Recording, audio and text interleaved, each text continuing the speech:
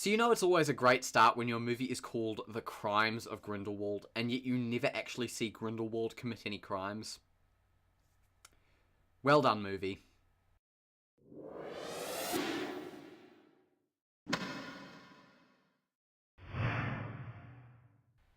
Hello everybody, it's Zach here. Welcome back to Clapperboard, where I'll be doing another movie review. This time I'm going to be reviewing Fantastic Beasts: The Crimes of Grindelwald. Fantastic Beasts: The Crimes of Grindelwald stars Eddie Redmayne, Katherine Waterston, Dan Fogler, Alison Sudol, Ezra Miller, Zoe Kravitz, Jude Law, and Johnny Depp.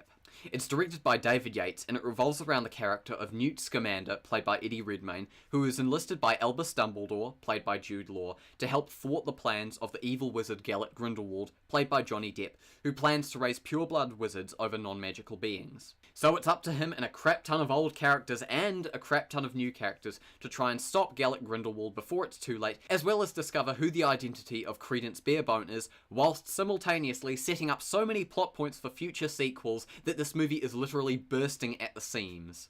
Now I'm going to start off this review by saying that I am a big fan of the Harry Potter series. My parents read the books to me when I was younger. I've watched all the films, I've got all the films, and I did watch the first Fantastic Beasts movie.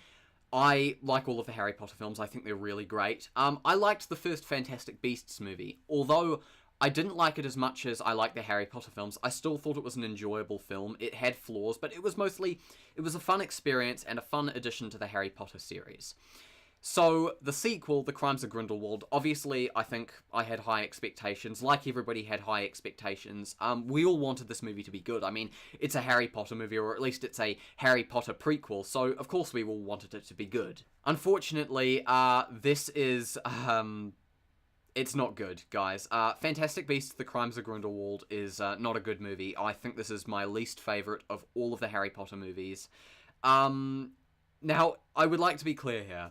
This is not a terrible movie. It is not an unwatchable movie. This movie has entertainment value in there. Here's the thing.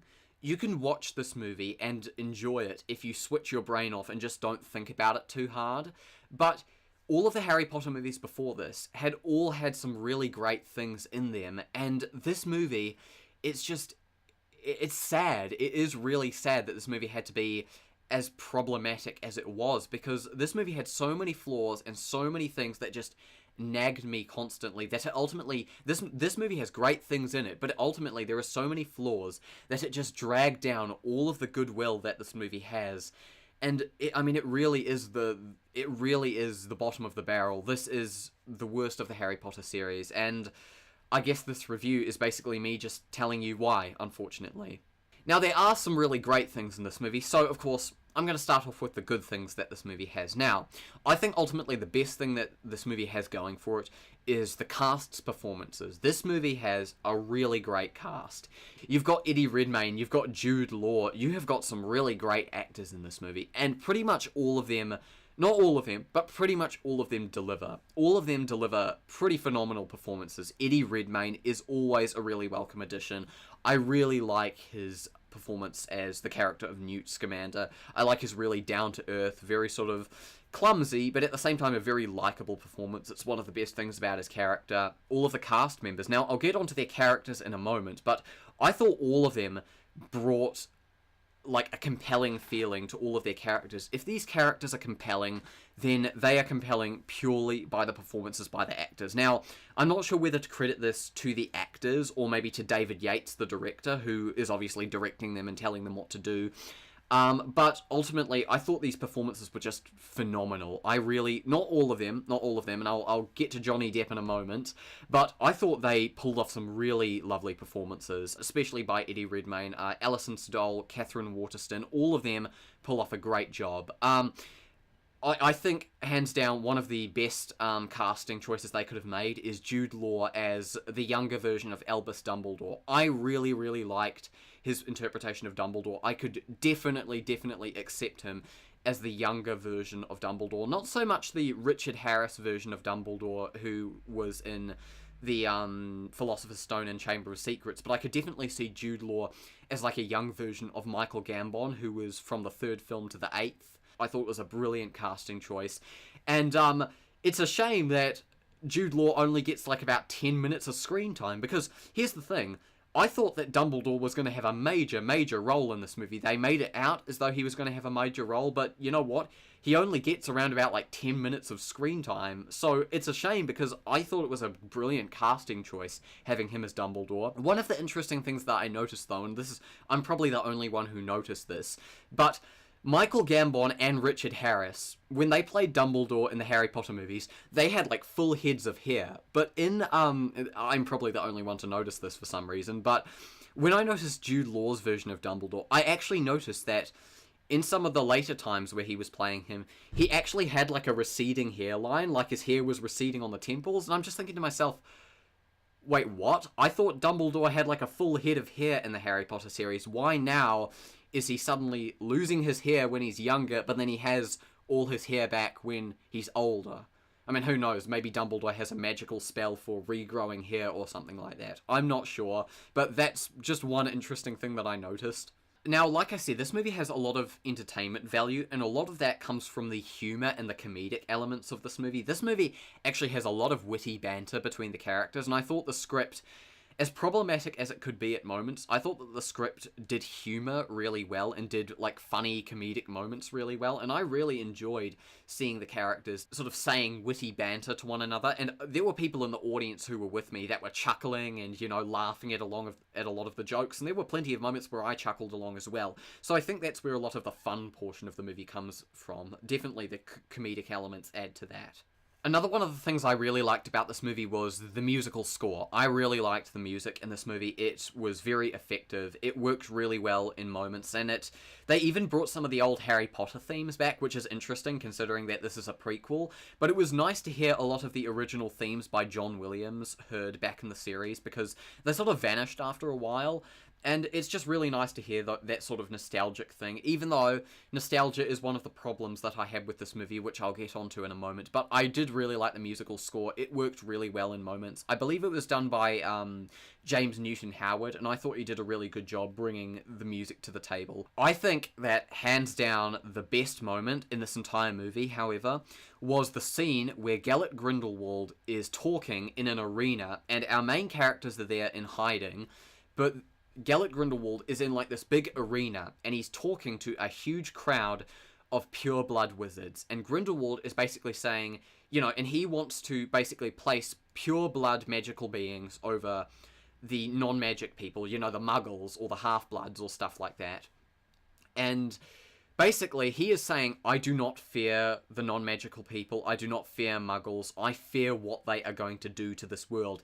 And he shows, and I thought this was a great scene, he shows a vision of world, and this movie takes place in the 1920s. He shows like a vision of the future. He shows a vision of World War II, and you see, you know, the war, you see the fighter planes going across, you see ruined, bombed out cities, and you see the atomic bombing of Hiroshima and Nagasaki, and I really, really like that. I really like that addition, and interestingly, you can actually sort of understand Grindelwald's motivation in that moment, and I really liked the way that it was written. I really liked how Grindelwald said, you know, I do not fear the muggles, I fear of what they are going to do. And in that moment, even though he's the villain, you can almost understand where he is coming from, and I really, really like the idea of him showing to the, you know, the magical people. I really love the idea of him showing what will happen in, you know, another decade or so, what will happen in the 30s and 40s with World War II and the Second World War, you know, that sort of thing. I really like that, and I thought it was a brilliant scene for the most part, and that is hands down one of the best moments in the actual movie. And then we get onto the bad stuff, and there are so many problems that I have with this movie, and it's sad to say this, but there are so many things that I didn't like about this movie, so here I am talking about the many, many problems I had with this movie. Now, I think one of the main problems that I had with this movie was ultimately just how many characters there are. There are so many characters that this movie is trying to focus on. Now, the original Fantastic Beasts movie did have an awful lot of characters that you sort of had to keep track of, but at least they sort of focused on the main characters. They focused on Newt, they focused on Tina, they focused on Queenie and those other main characters. This movie, it has so many of the old characters being brought back, along with so many new characters being brought back, that this movie is just chock full with so many of these people that you are trying to desperately keep track of. and you just ultimately can't follow the story. This movie is revolved around, obviously, them trying to stop Grindelwald, but it's also revolving around the identity of Credence Barebone, played by Ezra Miller. And there is a moment in this movie where a bunch of these characters, new characters, old characters, are all in this area, and they're finally sort of discovering who Credence Barebone is. It's the scene where Zoe Kravitz's character is sort of telling us stuff about, is effectively her brother, I believe, who is Credence, and how she swapped him out. And that is the moment where the film just became so confusing, and there were so many twists going on, and there were so many characters, that it just got to the point where it didn't feel like a Harry Potter movie. It felt like some crazy double-cross moment in a James Bond movie, where you're desperately sort of going, wait, what's going on? What's happening? I can't keep track of this. And ultimately, because there are so many characters, not only does the story become incredibly confusing and convoluted, you can tell that they're trying to set up storylines for future sequels, and it's clear that this is just like a middle chapter to the third chapter in this trilogy, if this is going to be a trilogy. I mean, apparently J.K. Rowling says there's going to be 5 films, but there's such a lack of focus on characters. In the first Fantastic Beasts movie, in the Harry Potter movies, there was a focus on Harry, Ron, and Hermione. In the first Fantastic Beasts movie, there was a focus on Newt. This movie is like literally trying to divide its focus up between so many characters that it becomes so confusing and so overloading that you just cannot follow what is going on. And it became really frustrating to me just trying to keep up with all of these characters. And I'm just thinking to myself, you could take out at least half of these characters and it wouldn't really... Well, you know what? Actually, you know what? That's not true. You could take out half of these characters, but you know what? It would make a difference, because these characters are all essential to this story. They all play a part in this story. And they've basically made so many characters essential to what is going on that it just becomes so confusing, and you didn't need it. It didn't need to be that way, but that's the way they've written it. So ultimately, that's what we've got. It is divided between at least 10 different characters. None of them really get a substantial amount of screen time. And this is another one of the really important things in this movie that I had a problem with. Because there are so many characters that they are trying to divide the screen time by, none of these characters have any sort of compelling motives, and the director and the writer, David Yates and J.K. Rowling, never take the time to actually dive into the characters' heads and understand what is going on. One of the things I noticed about this movie is that a lot of what is going on through the characters' heads is told not by their acting, it's told not by the camera work or the music, it's told by the dialogue. It is the dialogue which is telling us what the characters are thinking. I think the best example of this is Credence. There are so many moments in this movie where he's literally telling us how he feels. He says, I'm sick of being who I am. I'm sick of being this lost, confused kid. I want to find out my identity. And he says that several times throughout this movie, and they never take the time to actually let us explore what he is thinking. You never understand what he's feeling. They don't let the camera work tell you how he's feeling. They don't let the music inform to you what is going through his head. They don't even have moments of silence where you let the camera have a close-up of his face and you can sort of see Ezra Miller's performance, and you can see how, torn he is between who he is and who he wants to become. And they never have moments like that, and they never have moments for any of the other characters. It's all told in this very rushed manner through the dialogue that J.K. Rowling has written. And as a result, you never really feel anything for the characters, and the most compelling moments that these characters have, like I said before, is all done through the performances of the cast, and it is ultimately the cast that carries a good chunk of this film on their shoulders due to how many characters there are and just how little we understand about how they're feeling anymore because of the lack of screen time that they have, and ultimately their lack of focus as characters. Another one of the things that I noticed about this movie was it felt incredibly rushed. There were moments where a lot of the new characters had moments where a lot of their introductions felt incredibly rushed. There were moments where even some of the old characters, when they meet up again for the second time, like at the beginning of the movie where Newt meets up with the rest of his friends, I was baffled at how stilted and stiff and rushed everything felt, because it did. It felt rushed. It felt as though they were so desperate to get onto the next scene that there was never any proper time for the characters to introduce themselves or greet themselves.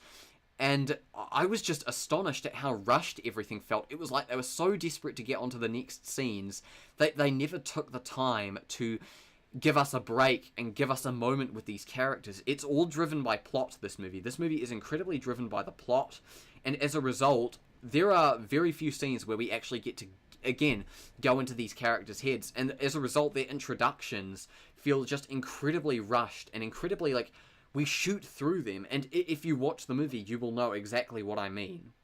One of the things that I actually noticed at the very beginning of the movie, in the opening action scene where Grindlewald escapes from prison, you never actually see how Grindlewald escapes. Basically, you see Grindlewald in his cell, and he's being taken out of his cell by, you know, the guards and stuff, and by the Ministry of Magic people. But it actually turns out that Grindlewald is not in prison. It turns out that Grindlewald had escaped before this movie had even started, and the guy in prison was actually another guy whom the actual guy who they believe the actual guy to be is actually Grindlewald, and the guy who they believe to be Grindlewald in the cell that they are taking is actually the guy that Grindlewald is disguised as. I hope that makes sense. So we don't actually see how Grindlewald escapes from prison, and I'm just thinking to myself, wait, okay, so Grindlewald technically had already escaped from prison, so not only is this first action scene really pointless, but how did he escape from prison? We don't know how he escaped in the first place, so, like, what? Now, the next problem that I'm about to talk to you about is a problem that really irritates me in a lot of, like, prequel movies or sequel movies, and that is callbacks to the original movies for nostalgia, for just pure nostalgia. And there were several moments, not, you know, many moments, but there were several moments in The Crimes of Grindelwald where you can where they actually show certain locations in previous movies. They show the Ministry of Magic from the Order of the Phoenix. They show the Mirror of Erised from the Philosopher's Stone. They show multiple moments in this movie, multiple scenes, multiple situations that mirror moments from previous movies, particularly the Harry Potter movies, and you can tell that they're just doing that for, like, nostalgic callbacks. They're doing it to, you know, play on the audience's nostalgia and make the audience go, ho, I know what that means, you know, that's there in Harry Potter. But if somebody is going into Fantastic Beasts, The Crimes of Grindelwald, not having seen any of the Harry Potter movies, it won't mean anything to them. So basically, they're showing the Mirror of Erised, they're showing these locations that we've never seen before in the Fantastic Beasts movies, but we've seen in the Harry Potter movies, and the filmmakers are assuming that we have seen all of the Harry Potter movies before watching Fantastic Beasts. So it's literally like, to people who haven't watched any of the Harry Potter movies, they won't know what the Mirror of Erised is, they won't know where all of these locations are, so it really means nothing to them. And it really does come off as that obnoxious sort of like, oh, do you remember this from the previous movies? Oh, you remember this? Yes, you know what this means. It's really irritating. It really gets on my nerves when they do that sort of thing.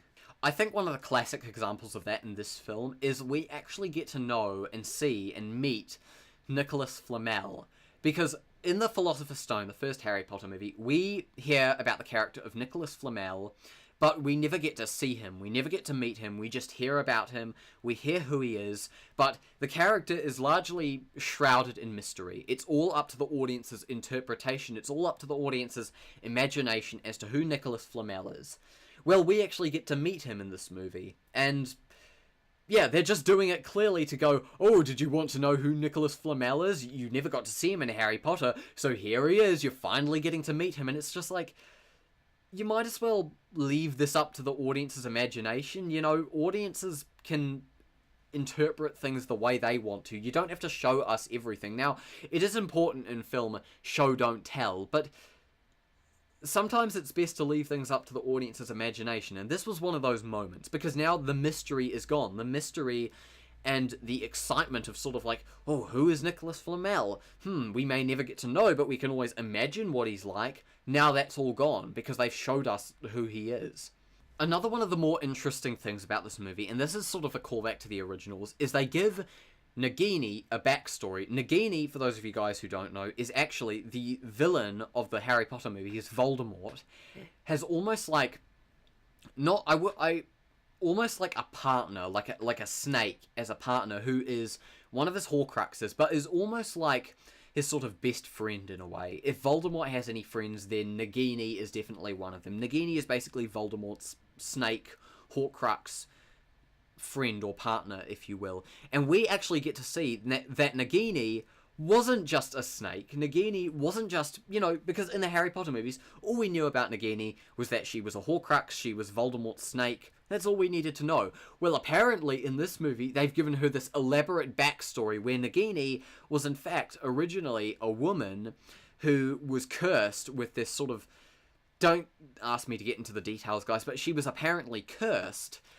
And she is apparently going to turn into a snake in her future or something like that.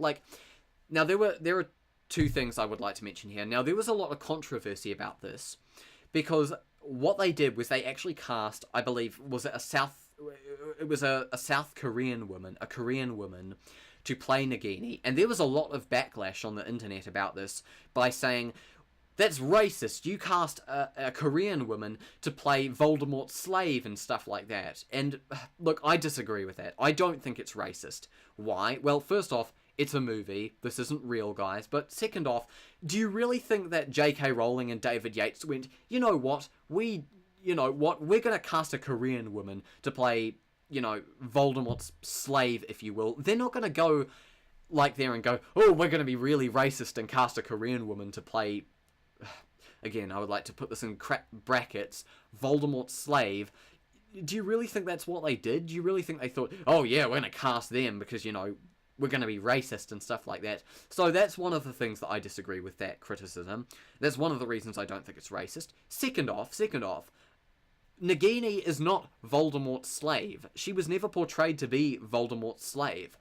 She was actually portrayed to be, like I said before, Voldemort's friend. She was almost portrayed to be the only person, well, not person, but the only thing that Voldemort truly cared about, aside from, his own lust for power.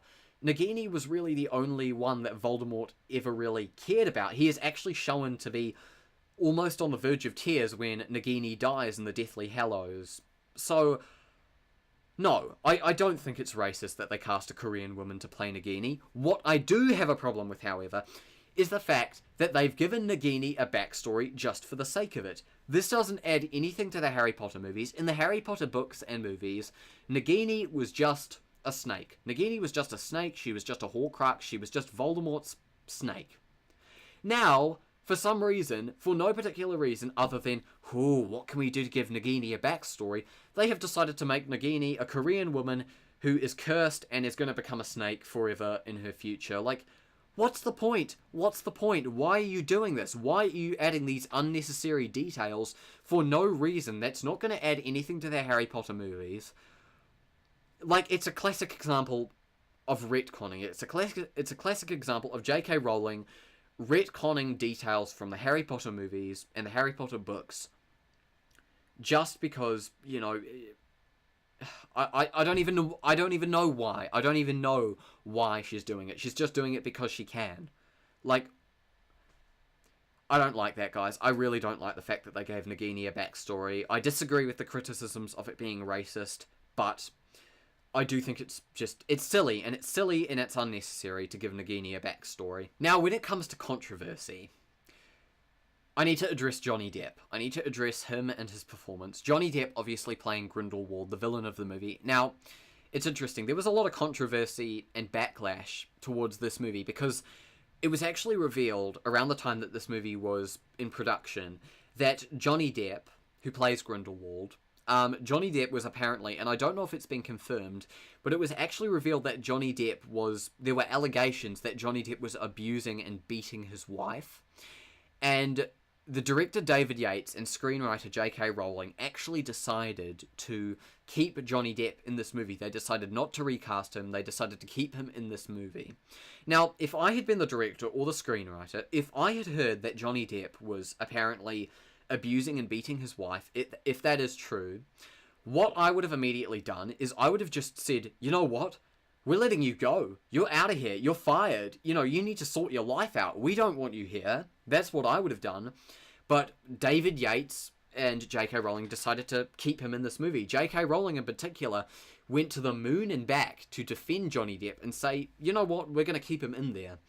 And she and David Yates got, understandably, a blizzard of criticism for deciding to keep him in the movie and, to keep paying him thousands of dollars to be in the franchise and, to keep him being a star and to not really face the consequences of his alleged actions. So, is Johnny Depp's performance any good? Well, it's not great, but it's not terrible either. It's a very average performance. Now, don't get me wrong, in all fairness to Johnny Depp, he does have a few great moments. That arena scene that I mentioned before, that scene where he's showing, the purebloods, what the muggles are going to do, he had some really great moments there. But for the most part, and this is an interesting thing that I noticed, his performance as Grindelwald is literally a regurgitated version of his performance as the Mad Hatter in Alice in Wonderland 8 years ago. So to J.K. Rowling and David Yates, you're telling me that you expect us to just accept a perfectly average, recycled performance of Johnny Depp's version of the Mad Hatter, when Johnny Depp has reportedly been abusing his wife, and you have decided to continue to pay him thousands of dollars to be in these movies, you've decided not to recast him, and you think we're just going to accept an average performance? Which, like I said before, isn't even really like the performance of Grindelwald. It's kind of like just another performance of the Mad Hatter. You think we're just going to accept that? So, to summarize it all, no, I didn't like Johnny Depp's... Well, you know what, that's not true. Like I said, Johnny Depp had some really good moments, but overall, his performance, it's literally just a recycled version of his Mad Hatter performance from Alice in Wonderland. So, that's my opinion on him. Another one of the things that I noticed in this movie was its very weird pacing. I think one of the best examples of that was a scene where suddenly there's a dragon loose in the middle of, I believe it was Paris or something like that. Suddenly there's this dragon loose. And I'm just thinking to myself, wait, where did this come from? When did this happen? And I'm just thinking to myself, what?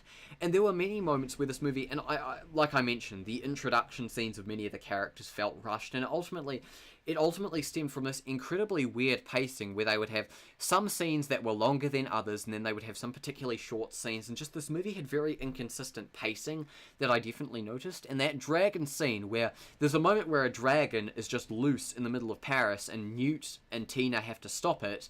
I'm just thinking, where the heck did this come from? That sort of thing. Also, another one of the things that I noticed is that there are multiple moments where the characters of Newt and also other characters use magic in the middle of cities like Paris or London or wherever they go to. They're in multiple different cities in this movie, but they actually use magic in front of muggles multiple times in this movie. And it's like, wait, what happened to the rule of you can't use magic in the presence of a muggle? That whole thing that they made a big deal about in the Harry Potter universe. Where did that come from? Because there are multiple moments where they use magic in front of muggles here. And I'm just like, shouldn't these muggles be, freaking out? I mean, I don't know if they put, an invisibility charm on them where the muggles can't see anything, but whatever it was, they didn't really make it awfully clear if they did. So, yeah, I was pretty confused about that, and I don't know if other people have noticed that, but yeah, they use magic in the presence of muggles multiple times in this movie, and either the muggles don't appear to make a big deal out of it, or they just completely ignore the fact that they should be freaking out about this, what the heck is this, So that was another problem that I noticed in this movie. One of the things that also really stuck out to me in the movie was that the action scenes, when there was an action scene in this movie, it had no real sense of geography, and this particularly stuck out to me in some of the action scenes later in the movie. The action scenes really had no sense of geography or no sense of knowing where any of the characters are or what they were doing in those particular action scenes. What I mean by that is there are action scenes in this movie where there's lots of action and explosions and fire and all of that sort of thing, but it just basically becomes this big blur of flames and stuff like that, and you don't know when any of the characters are. You don't actually get to see any of the characters' perspectives. You don't get to see where Newt is, you don't really get to see where Tina is, or any of these other characters. You don't really get to see what they're seeing or what they're thinking at that moment. It's literally just a blur of explosions and CGI and stuff like that. And you never get to see where any of the characters are or what they're doing at that moment, whether they're trying to, get away from the fire, whether they're hurt, whether they're injured, whether they're, trying to protect themselves. You never get any of that. It's all basically just this big blur of action with no real grounding of the characters to ground the audience in reality. And it often gave the action scenes a real lack of tension, and you never felt like they were in any danger. And it's really important to give action scenes like that a sense of geography so they can feel realistic, but none of them did feel, well, not all of them, but a lot of them didn't feel realistic because you never know where any of the characters are or what they're experiencing in that time, so it just basically becomes a blur. So that was another issue I had with the more technical aspects of the movie. There was a problem that I also noticed that started in the first Fantastic Beasts movie and has continued over into the Crimes of Grindelwald, was this movie. I've come to the conclusion that the Fantastic Beasts movies are, in a way, they're like the Star Wars prequels of the Harry Potter film series. One thing that I noticed in the Fantastic Beasts movies was it had a big focus on the magical, fantastical, special effects driven elements of the movies over the characters and basically their story, and that was one of the things that carried over into this movie. This movie has multiple moments where they decide to focus on the magical aspects of the world rather than the characters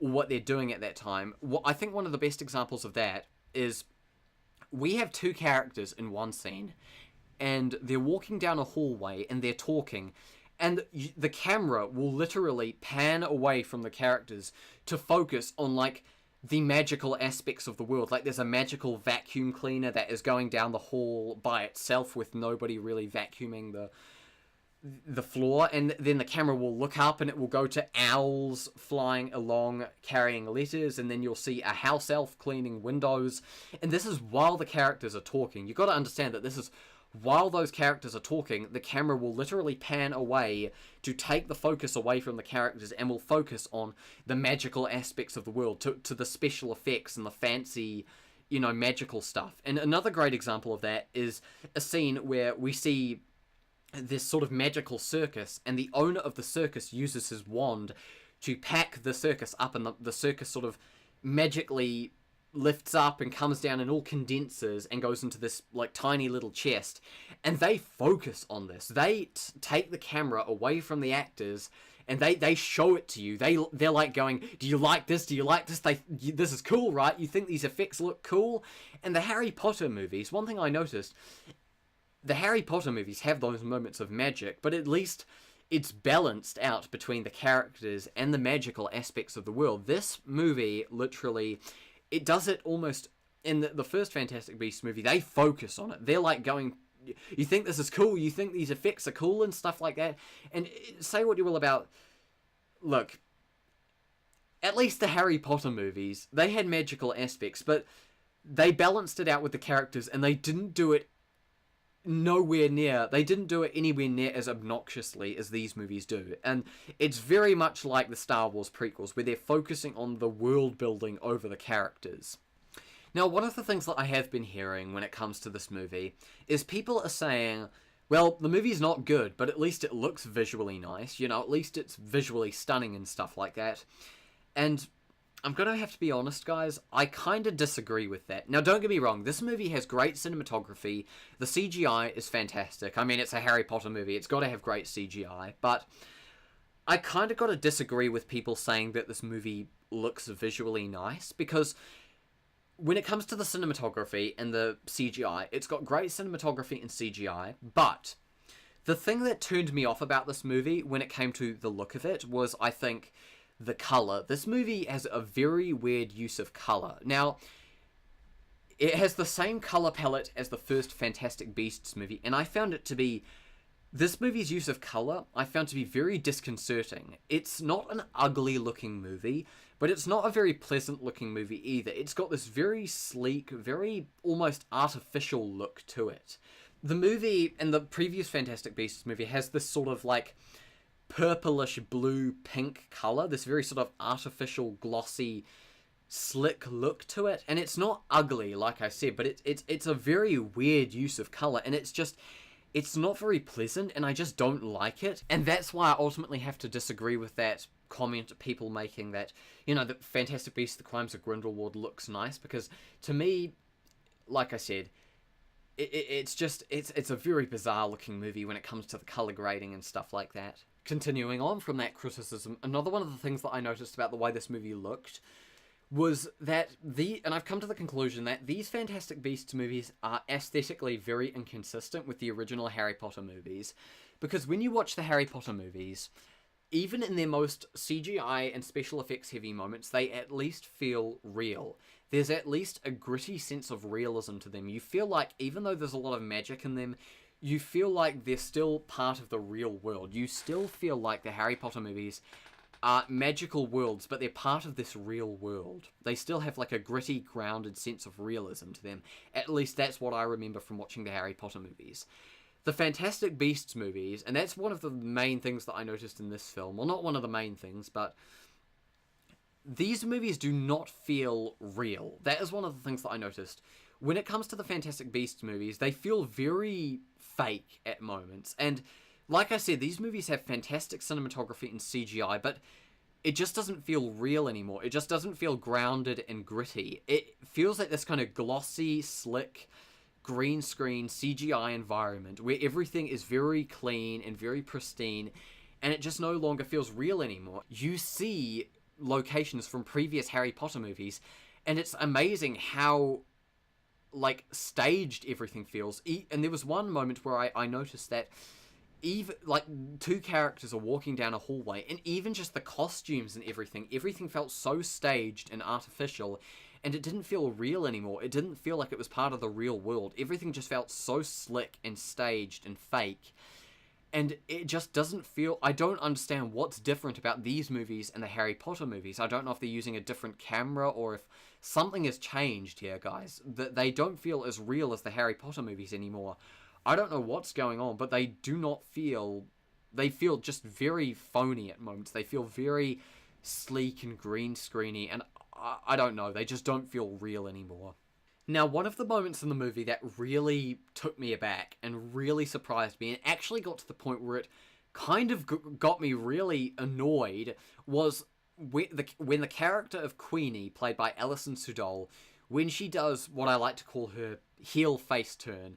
It's the moment where Queenie, and spoiler alert for those of you guys who haven't seen the movie, but the character of Queenie joins Grindelwald's side. And this is in that arena scene. Queenie actually makes the decision to join Grindelwald.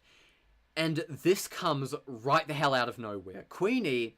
Now, this is another one of the... I mentioned before how you never get into the characters' heads in this movie. You never understand what the characters are going through. And Queenie was never shown to be in any sort of conflict or position where she was actually starting to go along with Grindelwald. You never see moments in the movie... You never saw in this movie her being torn between, like, her sister and the man that she loves and Grindelwald. You never see moments like that. She's literally just, in that spur of the moment, she's literally like, I'm gonna join Grindelwald. And I'm just like, what? Like, where did this come from? And it really got me angry, because I actually really like Queenie as a character. I liked Queenie. And I think most of that, like, I liked her in the first Fantastic Beasts movie, but in this movie... like I said, I love the cast performances, and Alison Sudol was really good as Queenie, and she, for me, is what made the character so compelling. And, like, it really annoyed me. You get one scene of Grindelwald talking to Queenie, and even then, Grindelwald is just like, you're an innocent, you shouldn't be in the city, you know, you need to leave, I don't want you to get hurt. And then suddenly she's just like, oh, you know what, I agree with Grindelwald, I'm going to join his side. And then there's a scene immediately after that where she's talking to Grindelwald about Credence as if she's suddenly like his new best friend or something like that. Like, it really annoyed me, guys, especially as somebody who really liked Queenie as a character. It really annoyed me. Like, where the hell did that come from? And they could have easily fixed that had they cut out a good chunk of those other characters and focused more on the main characters. That would have been fixed. But because there are so many characters, ultimately we can't get inside these characters' heads. And you get many moments where, you just don't understand what the characters are thinking or what they're going through. And after Queenie decides to side with Grindelwald and decides to join Grindelwald, we don't even really get to see her sister, Tina's reaction. We don't even get to see Tina's reaction. Tina should be devastated, but the best we get to see is a shot of Tina looking upset, and she never says anything. She never, we never get to we never get to see what she's thinking. We never get to understand how she feels about her sister siding with Grindelwald. We don't get that. Like, you see what I mean, guys? You see what I mean when I say these characters, we don't understand anything about these characters anymore. Now, I know I've been going on a lot about this movie, guys. I know I'm talking for quite a lot. But there was one more problem with this movie that I had, and that was it uses a lot of exposition. And again, that goes around one of the main problems of this movie when it comes to the characters and stuff. A lot of it is told through the dialogue. It's not told through the expressions of the characters. It's not told through the music or the camera work. It's told through the dialogue. I think the best example is when Newt, who again is played by Eddie Redmayne, and Zoe Kravitz's character, I don't even remember what she's called, but they literally start talking, and again, the conversation felt incredibly rushed, but it was all told through basically just exposition. They're saying, because apparently they used to be old friends, and we do get to see a sort of flashback to when they were old friends when they were younger, but in that one scene, we never get to see any of that. There's a rule in film, and it is show, don't tell. And in this movie, there was an awful lot of telling. There was an awful lot of the characters just saying how they feel, telling the audience their backstory with one another. And yeah, there's an awful lot of exposition in this movie. And that is another one of the major problems that a lot of people have been calling this movie out for. And it's another one of the ones that I definitely noticed as well. Whew. I'm out of breath, guys. I'm genuinely out of breath from explaining all of my problems with this movie. I'm literally... So, I feel bad, guys. I genuinely feel bad having to give this movie such a negative review, because like I said, I like these cast members. I like Eddie Redmayne. I like Jude Law. I love the cast's performances. They pretty much carried this movie on their shoulders for the most part. So... And I feel really bad giving it such a negative review, and it is sad that I have to give this such a negative review, because it's a Harry Potter movie, and all of the Harry Potter movies up until now have been great. From 2001 till 2016, they've all been really good movies. And now 2018, we get our first genuinely bad one. Like, it's sad, guys. I really hate to give this movie such a bad review, because I like these cast members. And I like the director, David Yates. David Yates, the director of this movie, I find this movie being so bad, I find it very hard to blame on him, because David Yates directed Harry Potter and the Order of the Phoenix, Harry Potter and the Half-Blood Prince, Harry Potter and the Deathly Hallows Part 1, Harry Potter and the Deathly Hallows Part 2, Fantastic Beasts and Where to Find Them, and Fantastic Beasts: The Crimes of Grindelwald. That is 6 Harry Potter movies he has directed. And 5 of them have been good. And it's the 6th one, Fantastic Beasts: The Crimes of Grindelwald, that is the worst one. So clearly he's a good director, guys. He's directed 6 of these Harry Potter movies, and only 1 of them has been bad. He's clearly a good director. He's clearly a talented guy. So who's to blame for this movie? I find it very hard to blame on David Yates. I'm not going to blame it on the cast, because I really like the cast, and I think they carried this movie. Most of this movie's problems revolve around the script, revolve around the screenplay. When it comes to the pacing, when it comes to all of the focus on the magical side of things, when it comes to the lack of development, when it comes to all of that sort of thing, it revolves around the script. Who wrote the script for this movie? None other than J.K. Rowling, the author of the Harry Potter series. So, I don't know. Does J.K. Rowling need to just leave Harry Potter alone? Does she need to stop retconning things on social media? Yes, I think she does. I think she needs to let Harry Potter go.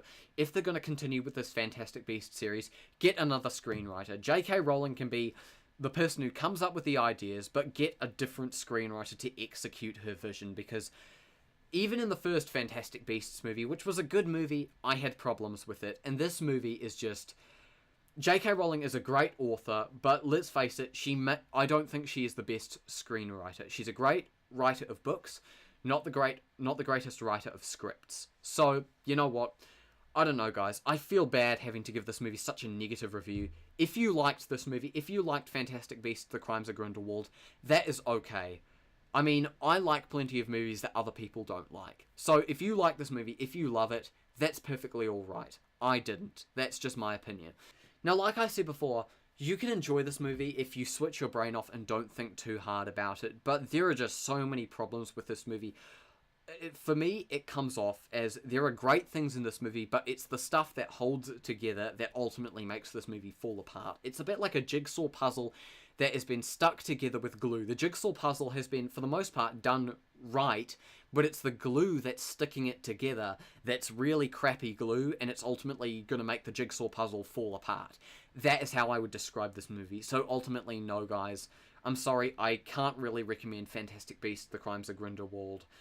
This movie has great things in it. I think the cast performances are fantastic. I think that Jude Law's casting of Dumbledore is brilliant.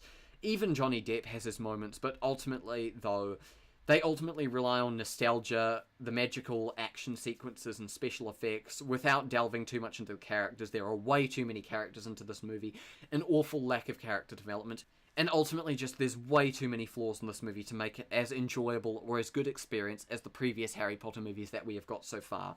I'm going to have to give Fantastic Beasts: The Crimes of Grindelwald a 1.5 out of 5. So guys, thank you so much for watching. Please let me know your thoughts down in the comments below, as your opinions really mean a lot to me. I'll hopefully see you in another video very soon.